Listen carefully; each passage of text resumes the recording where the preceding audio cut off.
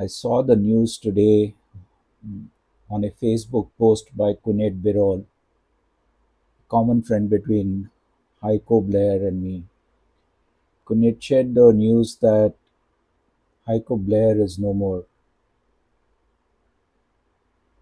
To me, it came as a shock really because knowing Heiko, a man who never said stop, he was always on the go.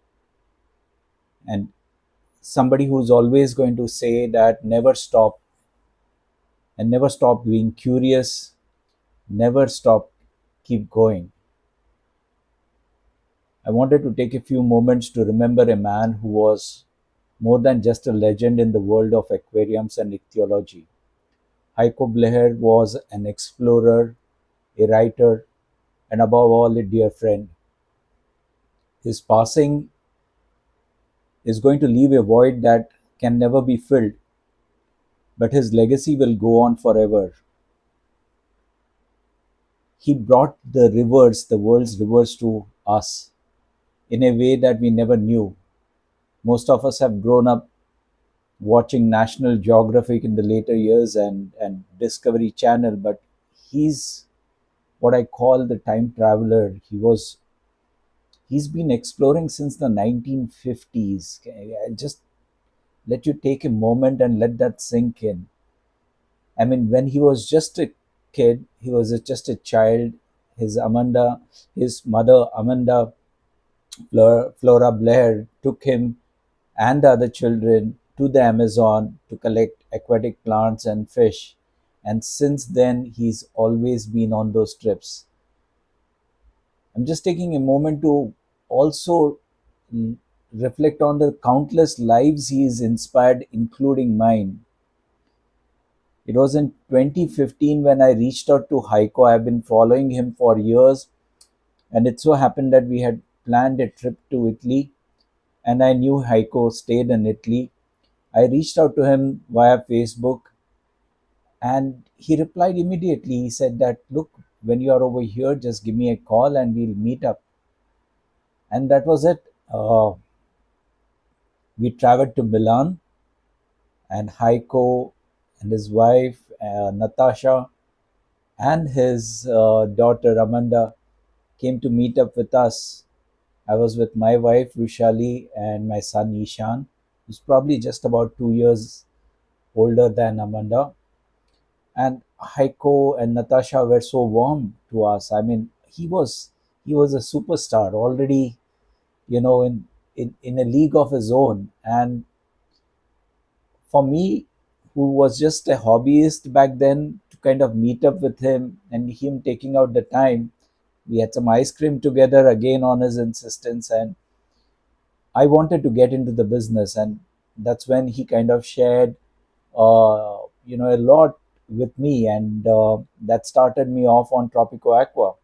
And when I launched TropiCo Aqua, I was always in touch with me, kept inspiring me through Facebook, and always kept commenting on the posts, always kept reminding me that I should do more biotopes, more biotopes. Aquascapes are good, but you do more biotopes. And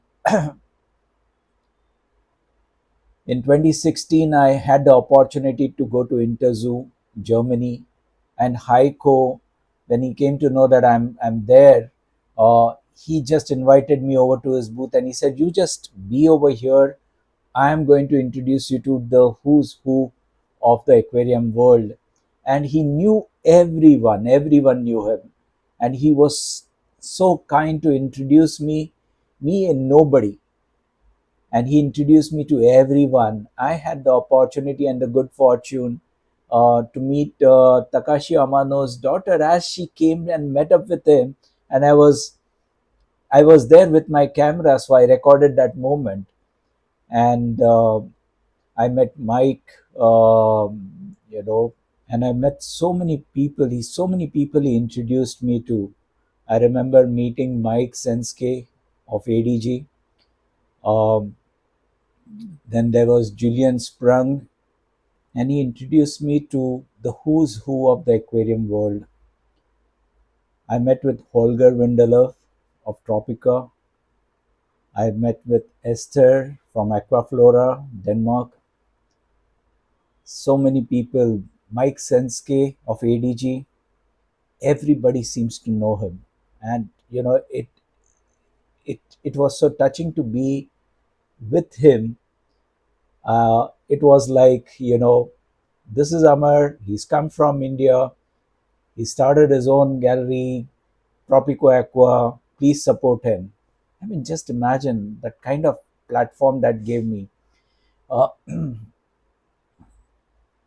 when I started TropiCo Aqua, he was always there, always commenting on all the posts. When I was shutting down TropiCo Aqua, sadly, he was very sad. He said, look, I know the kind of challenges that are there in the industry, but just hold on and be back. Come back at some point. Don't stop. That was his always a refrain. Don't stop. And when I announced that I'm starting the Weekend Aquarist, bang, he was there. And he was again with words of encouragement. I launched on 26th of Jan. On 31st of Jan, he was there. How's it going? And I told him, Heiko, I want to interview you. I want to interview you, your story. And he says, really? You want to interview me? I said, yes, I do. The world should know your story. And he says, look, I am not doing that well these days, and I have got my expeditions lined up, not keeping too well. Let's catch up when I'm back and all. I said, you need to tell me a time and we need to do this. Unfortunately, that time never came, and we got the news today. What I'd like to share with you is that while Heiko was probably the most direct person, just imagine that he had so many fights on Facebook with people he disagreed with, and then, back and forth. But he was also the person who had seen the world, the environment more than anybody else. And he knew what he was talking about. Yes, there could be disagreements and whatnot, but he was always somebody who would speak his mind. And I think he's also somebody who never stopped. I mean, just imagine from 1950s till now, he was exploring and documenting the world's rivers, and he was telling us what's happening out there, how are we losing our forest, and what's happening, and why we should be promoting biotopes. And I'm going to miss him, and it's very difficult for me to kind of continue sharing what I'm feeling right now. I just wanted to kind of share some other things with you. I don't know if you have ever read these books, but if you haven't, you should. This is the book written by his mother, and it's the Itinus. It's about this river, the Itinus River of Hope, and she's documenting, and it will take you back in time. She's documenting the Amazon as it was in the 1950s and 60s. So please read this book if you haven't. And then Heiko Bleher also, you know, autographed these books for me. This is the Bleher's Biotope, and all of these books are autographed by him. The Blair's Discus Volume 1. It's such a treasure trove for discus lovers. If you haven't seen this, if you haven't bought it, it's a treasure to have it. And you will always go back to the learnings from over here. He's documented. If you're a discus lover, if you are keeping any of the Amazon fishes, you need to have Blair's biotopes. You need to have Blair's discus. Your knowledge is incomplete without it. I don't know how many of us are ever going to get an opportunity to visit the world's rivers as he has done. So take this opportunity, go and find his books and read them, because he's done so much for us and he's done so much for future generations. His legacy is going to live on. For me, Heiko was both a mentor and a friend, and he challenged me, inspired me, and he also, showed that passion must always be matched with perseverance. And he was perseverant all the time. I am saying farewell to a very dear friend, um, but I'm sure he is going to be exploring, you know, more fish wherever he is. And